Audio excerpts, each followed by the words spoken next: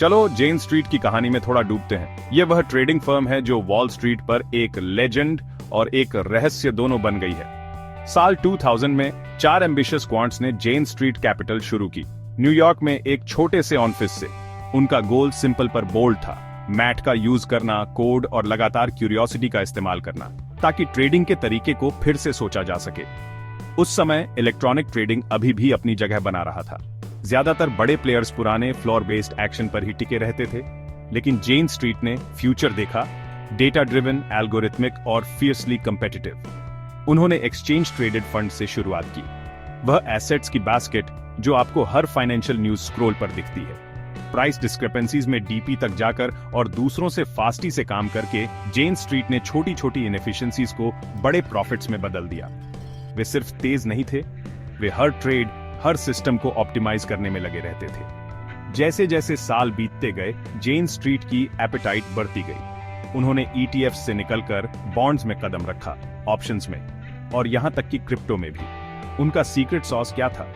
ज्यादा ट्रांसपेरेंसी और collaborative culture. जहां राइवल फर्म्स इंफॉर्मेशन को छुपा कर रखते थे, दैरेन जेन स्ट्रीट की टीमें ओपनली इनसाइट्स शेयर करती थीं, रियल टाइम में ट्रबल शूटिंग और इटरेटिंग करती थीं।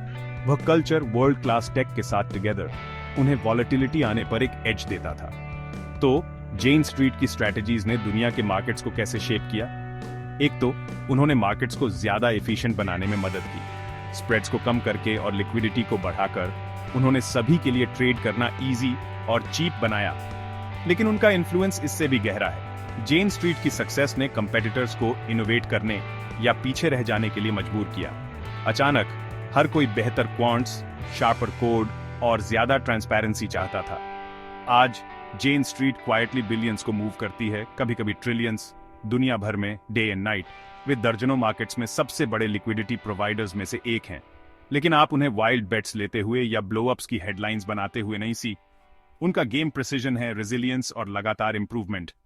फाइनेंस प्रोफेशनल्स के लिए जेन स्ट्रीट के राइज से लेसनने को बहुत कुछ है। ये सिर्फ तेज या स्मार्ट ट्रेडिंग के टाइम में नहीं है, ये सिस्टम्स और कल्चर्स बनाने के टाइम में है, जो अडेप्ट कर सकें, थ्राइव कर सकें और क्वाइटली मार्केट्स को शेप कर सकें। तो अगली बार जब आप एक टाइट ईटीएफ स्प्रेड या एक चॉपी मार्केट में लिक्विडिटी का फ्लैश देखें, तो बहुत संभावना है कि जेन स्ट्रीट के फिंगरप्रिंट्स डेटा में कहीं ना कहीं होंगे। सीख क्या है?